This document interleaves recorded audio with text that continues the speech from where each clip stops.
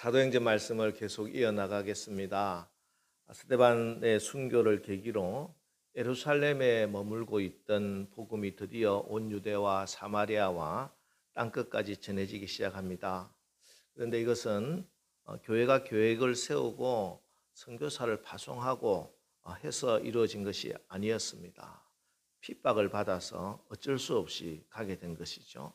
사도행전 1장 8장 1절 말씀, 사울은 그가 죽임당함을 마땅히 여기더라. 그날에 예루살렘에 있는 교회에 큰 박해가 있어 사도 외에는 다 유대와 사마리아 모든 땅으로 흩어지니라. 마귀가 예루살렘에 있던 복음의 불씨를 완전히 짓밟아 버리기 위해서 아궁이 안에 잘 타고 있던 복음의 불을 아궁이 밖으로 끄집어내서 몽둥이로 치고 발로 밟고 짓밟아 버렸습니다. 근데 이때 성령의 바람이 불기 시작한 거예요. 그러자 이 성령의 바람을 타고 사도행전 8장 4절, 그 흩어진 사람들이 두루 다니며 복음의 말씀을 전할세. 이 흩어진 사람들이 흩어져서 복음의 말씀을 전하는 겁니다. 복음의 불씨가 튀기 시작하고 그 성령의 불이 온 세상을 태우기 시작하는 것입니다. 마귀는 교회를 없애려고 했어요. 하나님의 뜻, 예루살렘과 온 유다와 사마리아와 땅끝까지 하나님의 정인이 되는 것, 이 뜻을 망치려고 달려들었지만 성령은 오히려 그 하나님의 뜻을 폭발적으로 성취시켜 주시는 것입니다. 이게 역전시키는 성령의 역사입니다. 로마서 11장 33절, 깊도다 하나님의 지혜와 지식의 풍성함이요 그의 판단은 헤아리지 못할 것이며 그의 길은 찾지 못할 것이로다. 그렇습니다. 우리 하나님의 지혜와 지식은, 하나님의 능력은 무궁무진합니다. 여러분, 하나님은 어떤 사태도 역전시키십니다. 때문에 우리가 기도하면은 하나님이 응답하시고 우리가 순종하면은 하나님이 역사하십니다. 그렇습니다. 성령이 역사하시니 스데반 집사님의 마음에 품고 있던 하나님의 소원, 하나님의 비전이 다시 싹이 나고 열매를 맺게 되는 것이에요. 그리고 그 열매는 또 다른 씨앗이 되어서, 또 다른 복음의 씨앗이 되어서 또 다른 열매를 또 맺는 겁니다. 오늘 말씀은 그 중에 한 분인 빌립 집사님을 통해서 복음의 씨앗이 사마리아에 그리고 저기 아프리카까지 뿌려지고 귀한 열매를 맺는 그 내용입니다. 지난주에 우리는 성령께 늘 민감하고 성령의 인도함을 받아야 한다 말씀을 드렸는데, 이 사도행전에 나오는 성령의 인도함을 받는 그 패턴은 조금씩 다릅니다. 우리도 그렇습니다. 첫 번째, 일상적인 걸음 가운데 늘 성령의 인도함을 받을 수가 있어요. 특별한 음성을 듣지는 못했지만 우리가 말씀을 읽고 신앙생활을 하면서 하나님의 뜻이 무엇인지 늘 분별해 가면서 이게 하나님이 기뻐하시는 일이다, 기뻐하시는 길이다 분별하고 그 길을 잘 걸어 나갈 때 성령의 인도함을 받는 겁니다.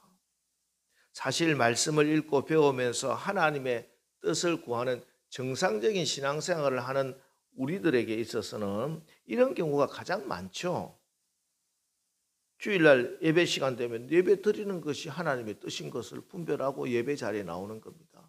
기도 시간이 되어서 기도하러 나오는 것이 하나님의 성령의 인도함을 받는 거예요.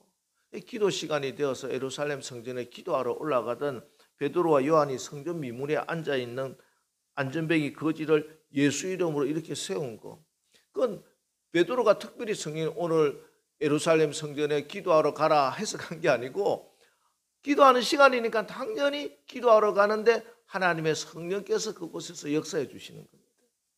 그래서 우리가 신앙생활하면서 가장 기본적인 것들, 또 하나님이 말씀하신 것들 잘 순종해 나가십시오.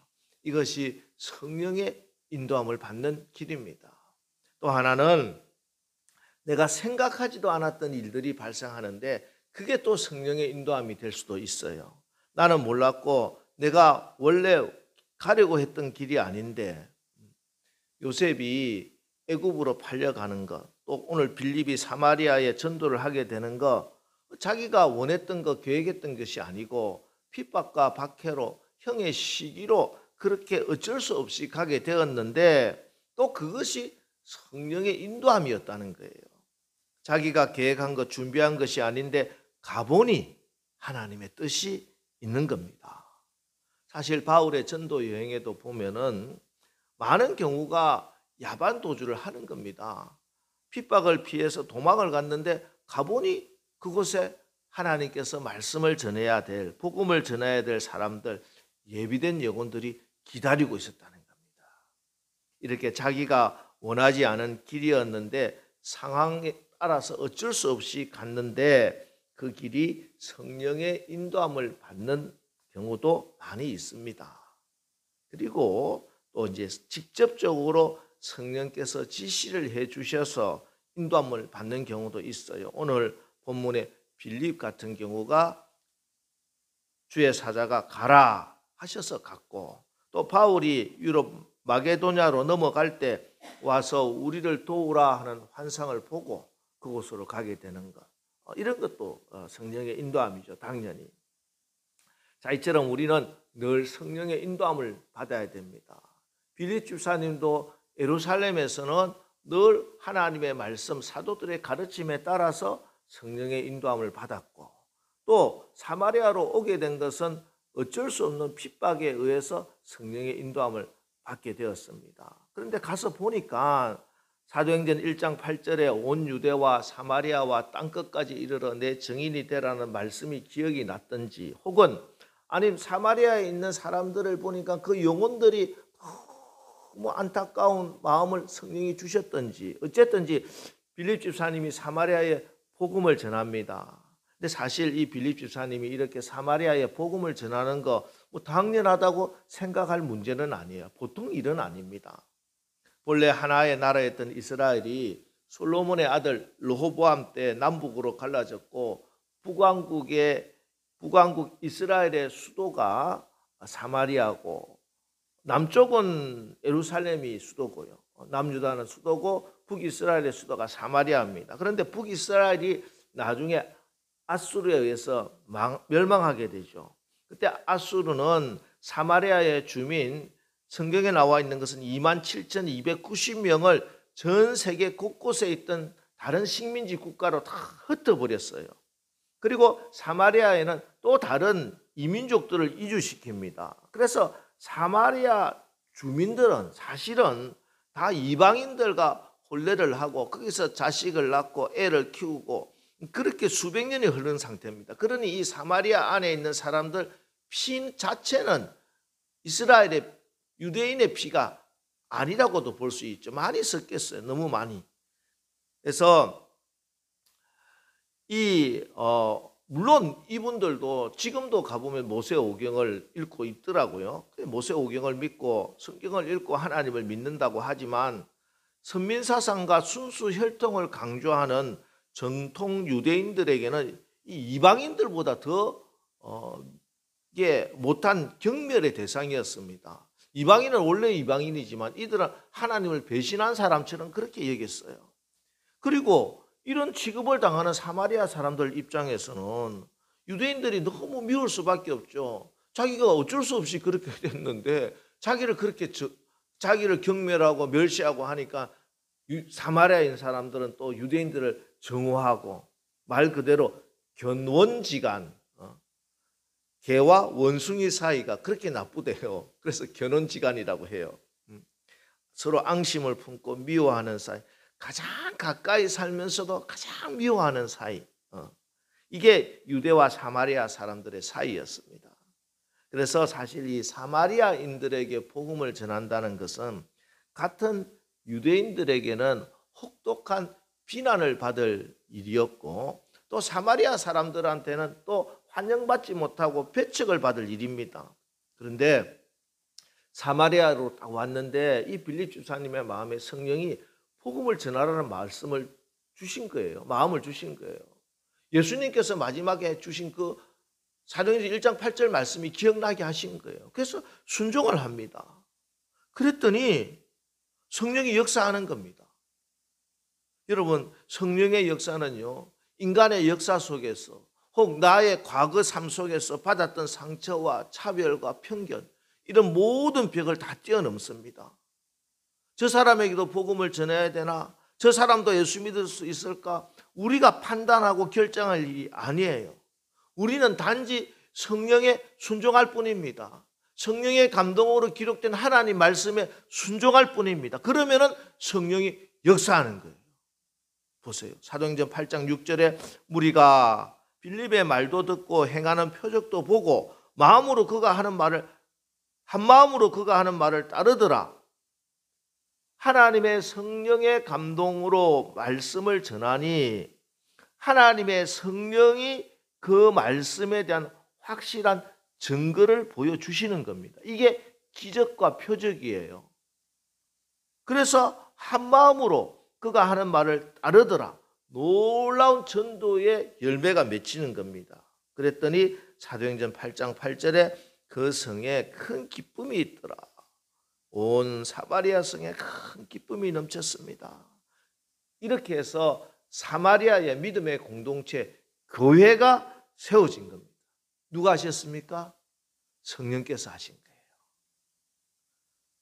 사마리아인들, 저 사람 취급도 받지 못하던 저 영혼을 포기하지 않으시고 끝까지 사랑하시는 성령 하나님이 행하신 하나님의 역사인 겁니다. 그 사랑의 하나님께서 140여 년 전 또 하나의 사마리아 땅, 지구상에서 가장 멸시받고 가장 비참하게 살던 이 극동의 작은 조선이라고 하는 그 나라에 빌립의 마음을 받은 또 다른 빌립 집사님, 아펜젤러 선교사, 언더우드 선교사님들 보내주셨어. 이 땅에 복음을 전해주시고 그 복음으로, 그 생명으로, 그 축복으로 오늘 우리가 이 자리에 앉아있게 된 줄 믿습니다. 하나님께서 하신 일입니다. 우리 사랑하는 하나님께 영광과 감사의 박수를 한번 올리겠습니다. 할렐루야. 여러분, 우리가 주일날 나와서 예배를 드리고 앉아있는 이 자리가 사실은 그냥 당연한 자리가 아니에요. 많은 스데반 집사님의 순교가 있었고 많은 빌립 집사님의 순정이 있었고 그 모든 것을 통해서 우리가 이 자리에 앉아있는 겁니다. 그래서 예배 자리에 앉아서 예배 드릴 때마다 감사한 마음으로, 감격하는 마음으로, 하나님의 은혜에 감사하는 마음으로 예배 드리는 우리 사랑하는 남설교회 성도님들 다 되시기를 주님의 이름으로 축원합니다. 자, 이렇게 하나님의 은혜로 성령의 능력으로 사마리아에 있는 교회가 든든히 서갑니다. 요즘 말하면 사마리아에 교회를 개척했는데 너무 많은 사람들이 몰려오고 교회가 은혜가 넘치고 막 그렇게 자리를 잡은 거예요. 이제 빌립 집사님의 입장에서 보면은 예루살렘에서 모진 고초를 당하다가 사마리아에 피신을 왔는데 이곳에 교회를 개척했는데 하나님의 성령의 은혜가 임해가지고 교회가 이제 안정이 되고 있어요. 이제 목회를 잘 해나갈 수 있게 된 거예요. 근데 그에게 생각하지도 않은 일이 생깁니다. 사도행전 8장 26절 주의 사자가 빌립에게 말하여 이르되 일어나서 남쪽으로 향하여 예루살렘에서 가사로 내려가는 길까지 가라 하니 그 길은 광야라. 여기 주의 사자는 뒤에 나오는 말씀을 보면은 성령님이라는 것을 금방 알 수 있고요. 이번에 성령님이 이번엔 직접 말씀을 하십니다. 예루살렘에서 가사로 내려가는 그 길까지 내려가라. 지금 사마리아는 예루살렘보다 그 북쪽에 있어요. 가사는 저기 남쪽에 이집트로 내려가는 곳이에요. 가사는 지금 팔레스타인 분쟁이 일어나고 있는 그 가자 지구를 이야기하는 겁니다. 지금 가자 지구 거기에요. 그 지중해 연안에 그 바로 밑에 내려가면 이제 이집트예요. 그러니까 지금 사마리아에 있던 빌립 지사님을 예루살렘까지 내려가서 또 그곳에서 가사까지 내려가는 그 길을 가라 이렇게 말씀하네요. 근데 그 길은 가자 지구는 지중해 연안이니까 비옥한 땅이지만 예루살렘에서 그 가사까지 가는 그 길은 광야예요. 지금도 광야예요. 그 광야로 가라는 것이에요. 아니 갑자기 사마리아에서 목회 잘하고 있는데 교회가 부흥되고 있는데 왜 저 광야로 가라고 할까? 아니 사람들 이야기하잖아요. 물 들어올 때 노져라. 막 부흥이 일어날 때 열심히 해야 그 부흥이 폭발적으로 일어날 것 같은데, 근데 느닷없이 이 부흥의 역사가 막 일어나고 있는데 여기 떠나라. 아무도 없는 저 광야로 가라. 이렇게 말씀합니다. 이유도 말씀해 주지 않고. 근데 빌립 지사님은 성령님이 말씀하시자 바로 일어났다. 이렇게 바로 일어났다. 왜 그래요? 그곳에 가면 무슨 일이 있습니까? 묻지도 따지지도 않고 다만 말씀에 순종할 뿐입니다. 말씀에는 순종할 뿐이에요. 일반적으로 사람들은 자기가 하고 싶은 것 즐겨하지만 자기가 해야 할 것은 꺼리는 경향이 있지요. 하고 싶은 것은 뭐 특별한 결단과 의지가 필요 없는 일이기 때문입니다. 하지만 이렇게 자기가 계속 자기가 하고 싶은 것만 하게 되면 결국은 그 인생이 후회하게 됩니다. 왜냐하면 우리 인간의 본성이라고 하는 것이 이미 타락되어 있기 때문이에요. 우리 본성대로 산다? 그거는 육신의 정욕, 안목의 정욕, 이생 자랑대로 사는 거예요. 하지만 하고 싶은 것이 아니라 내가 의지를 발동하고 결단을 해서 순종을 해서 한번 해야 할 일을 하면은 그건 또 다른 해야 할 것으로 자연스럽게 이어집니다. 사람이 행동을 처음 하기가 힘들지 한번 하기 시작하면 그 일이 점점 쉬워지는 거예요. 나쁜 짓도 그래요. 그죠? 처음에는 바늘 도둑이 나중에 소도둑 된다고 하잖아요. 근데 선한 일도 마찬가지입니다. 처음에 결단해서 딱 하기가 힘들지 하기 시작하면은 왜? 그 일에 대한 보람을 느끼고 기쁨을 느끼고 가치를 알기 때문에. 특별히 하나님의 일은 더 그래요. 하나님의 일을 내가 순종하면은 그 순종했을 때 주시는 그 소망, 기쁨을 알게 된다는 것이에요. 자, 그러면은 예수 믿어 하나님의 자녀된 우리가 해야 할 일이 뭐냐? 하고 싶은 게 아니라 해야 할 일이 뭐냐? 뭐 예배, 기도, 전도 다 될 수 있어요. 근데 그걸 통틀어서 이야기하기를 뭐라고 말씀하냐면 로마서 8장 14절. 무릇 하나님의 영으로 인도함을 받는 사람은 곧 하나님의 아들이라. 성령의 인도함을 받는 거예요. 이게 우리가 해야 할 일이에요. 일상적인 일 가운데 하나님의 말씀에 순종하면서 인도함을 받든지 혹은 예상치 못한 일이 벌어졌을 때도 아니면 직접적인 성령의 음성을 듣든지 어쨌든 늘 성령의 인도함을 받는 것, 이게 우리가 해야 할 일입니다. 빌립이 그랬습니다. 사마리아로 왔을 때 빌립이라고 내가 사마리아 사람들한테 복음 전한다고 막 하면은 같은 유대인들한테 막 손가락질 당하고 그러지 그 몰랐을까요? 내가 전하면은 사마리아 사람들 나를 유대인이라고. 예수님도 수가성에서 사마리아 여인 만났을 때 막 거부하잖아요. 자기가 거절당할 거 몰랐을까요? 그러나 하나님의 명령에 순종했을 때 성령의 음성에 성령의 이끌림을 받았을 때 무슨 일이 일어나든가 그 사람들이 복음을 받아들이고 하나님의 성령이 역사하시고 기적과 이적과 표적이 일어나고 나중에 예루살렘에서 사도들이 와서 그들에게 안수하고 기도했을 때 성령이 임하고 놀라운 일들이 일어나더라는 것이에요. 알고 한 게 아니에요. 순종하니까 하나님이 보여주시더라는 것이에요. 그래서 이런 경험, 추억, 기억 굉장히 중요합니다. 우리에게는. 이런 경험을 가지고 이번에는 사실은 더 어려운 일이죠. 사마리아에는 사람이라도 있지 광야에 왜 가라는 거예요. 그러나 하나님의 성령의 이끌림을 받으면 성령께서는 반드시 계획이 계시고 하나님의 선한 뜻을 이루신다 하는 그런 경험을 가지고 있었기 때문에 행해봤기 때문에 순종해봤기 때문에 이번에 또 순종을 하는 것입니다. 그리고 실질적으로 순종하고 난 이후에 왜 순종해야 됐는지, 왜 성령께서 광야로 가라고 했는지를 그때야 밝혀지는 거예요. 그곳에 가니까 복음을 갈급해하는 한 영혼이 있었다는 것이에요. 큰 교회를 하고 사람들이 수만 명 모이는 것도 중요하지만 한 영혼, 정말 귀한 한 영혼에게 복음을 갈급해하는 그 영혼에게 복음을 전하는 그 일이 더욱더 소중한 일이 될 수도 있다는 사실을 믿으시기 바랍니다.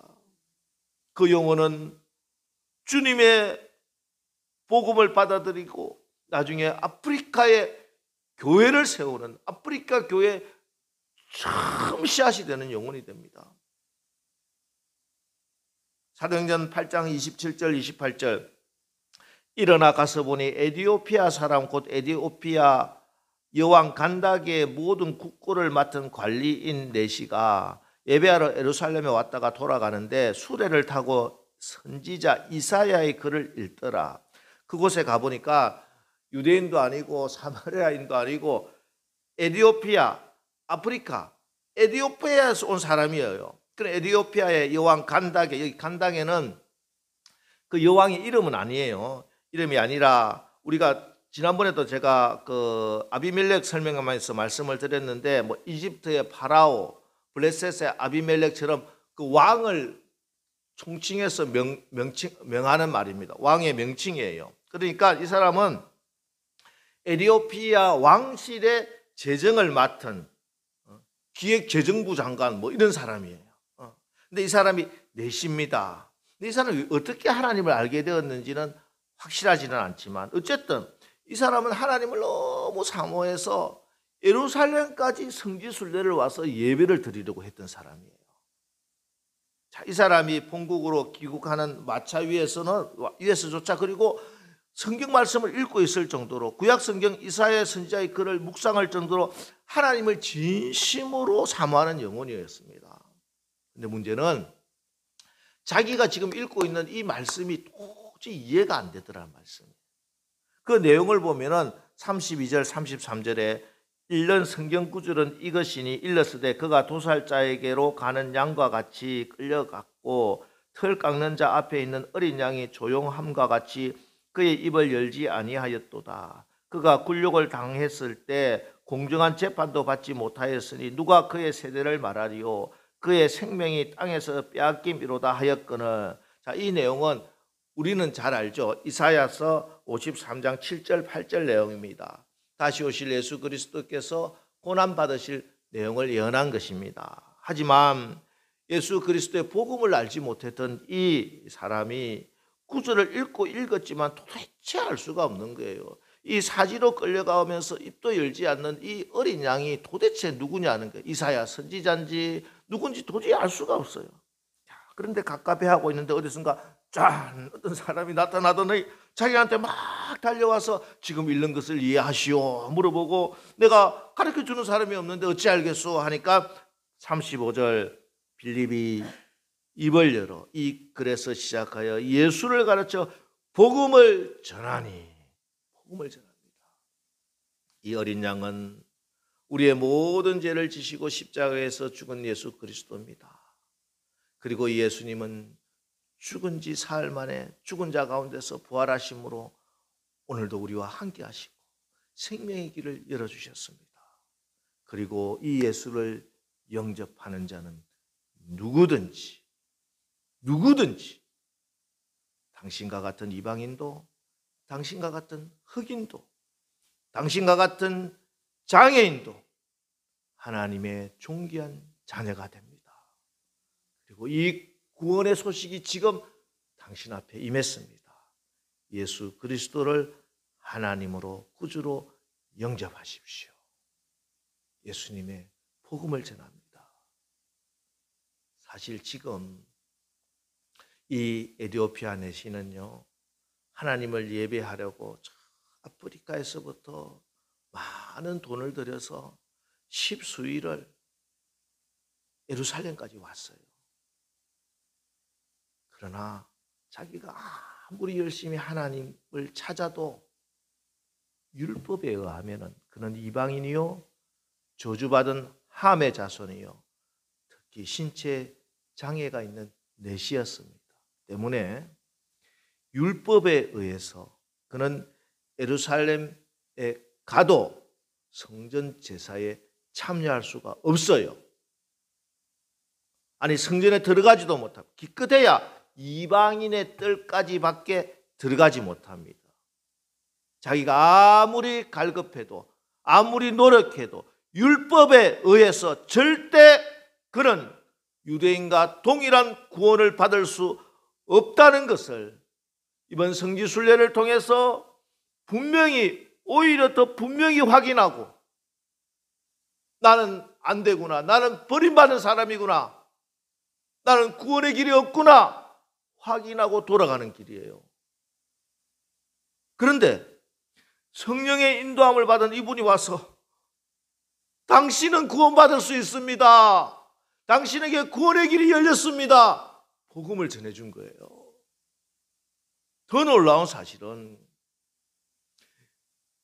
이 에티오피아 내시가 예루살렘을 떠나기도 전에 하나님이 자기를 위해서 이 빌립 지사님을 성령으로 인도해서 이곳에 오게 하셨다는 사실이에요. 여러분 그렇지 않습니까? 생각해 보세요. 빌립은 지금 가사에 가는 이 길에 이 광야에 움막치고 살고 있던 사람이 아니에요. 저기 사마리아에 계시던 분이라니까. 그러니까 사마리아에 계시던 빌립이 자기하고 지금 만났어. 이 길에서 예루살렘은 요 밑에 있다가 왔고 그게 며칠 만인지는 모르겠지만 이틀이든 3일이든 그러면 적어도 하루 이상은 미리 출발을 해야 되는 것이죠. 기도에 대한 말씀을 전할 때 제가 많이 말씀드렸습니다. 여러분 우리가 기도하기 전에 하나님은 미리 응답을 준비해 주시고 응답을 우리에게 보내주신 줄 믿으시기 바랍니다. 오늘 이 에티오피아 내시도 말씀을 읽으면서 갈급해하고 이게 도대체 무슨 뜻일까? 무슨 뜻입니까? 하나님 기도했을 것 같아요. 저는. 그런데 하나님은 미리 하루 전에 이틀 전에 그래서 빌립 지사님을 이곳까지 보내주신 거라니까요. 그렇습니다. 하나님은 에티오피아 내시에게 구원의 복음을 주시기 위해서 이 사람이 예루살렘을 떠나기도 전에 사마리아에 있던 빌립 지사님을 그렇게 급하게 이곳 광야로 인도하신 것입니다. 여러분 한 영혼을 천하보다 귀하게 여기시는 하나님 마음 아시겠습니까? 그러니 이 내시가 얼마나 놀랍고 얼마나 감격스럽겠어요. 그래서 8장 36절 길 가다가 물 있는 곳에 이르러 그 내시가 말하되 보라 물이 있으니 내가 세례를 받으면 무슨 끄리낌이 있느냐? 내가 세례를 받으면 무슨 끄리낌이 있느냐? 예, 그렇습니다. 율법의 세상의 간섭에는 끄리낌이 너무 많고 장애가 많고 장벽이 많지만 복음 안에서는 끄리낌이 있을 수가 없는 거예요. 그러나 하나님께서 구원하기로 작정한 영혼이었습니다. 빌립은 아무 끄리낌 없이 그에게 세례를 주고 그는 하나님의 자녀가 되었습니다. 할렐루야. 이게 놀라운 하나님의 역사예요. 성령의 역사입니다. 그리고 이 일은 단지 한 영혼의 구원에 그치지 않습니다. 하나님 나라는 작은 씨앗처럼 땅속에 묻히지만 이것은 싹이 나고 줄기가 돋고 큰 나무가 되어 많은 새들이 그곳에 와서 쉬게 되는 하나님 나라. 하나님의 나라의 역동성, 확장성. 빌립과 헤어진 이 내시가 가면서 못했을까? 저는 분명히 이제 복음을 들었으니까 야 하나님 말씀이 이런 뜻이구나 알게 돼서 계속 이사야서 읽었을 것 같아요. 그래서 이사야서의 53장 읽고 나서 읽고 56장까지 왔어요. 56장 3절로 7절 말씀 제가 읽어드릴게요. 여호와께 연합한 이방인은 말하기를 여호와께서 나를 그의 백성 중에서 반드시 갈라내시리라 하지 말며 고자도 말하기를 나는 마른 나무라 하지 말라. 여호와께서 이와 같이 말씀하시기를 나의 안식일을 지키며 내가 기뻐하는 일을 선택하며 나의 언약을 굳게 잡는 고자들에게는 내가 내 집에서 내 성 안에서 아들이나 딸보다 나은 기념물과 이름을 그들에게 주며 영원한 이름을 주어 끊어지지 아니하게 할 것이며 또 여호와와 연합하여 그를 섬기며 여호와 이름을 사랑하며 그의 종이 되며 안식일을 지켜 더럽히지 아니하며 나의 언약을 굳게 지키는 이방인마다 내가 곧 그들을 나의 성산으로 인도하여 기도하는 내 집에서 그들을 기쁘게 할 것이며 그들의 번제와 희생을 나의 제단에서 기꺼이 받게 되리니 이는 내 집은 만민이 기도하는 집이라 일컬음이 될 것임이라. 얼마나 놀랐겠어요. 하나님께서 자기에게 이 말씀을 600년 전에 기록을 해놓으셨어요.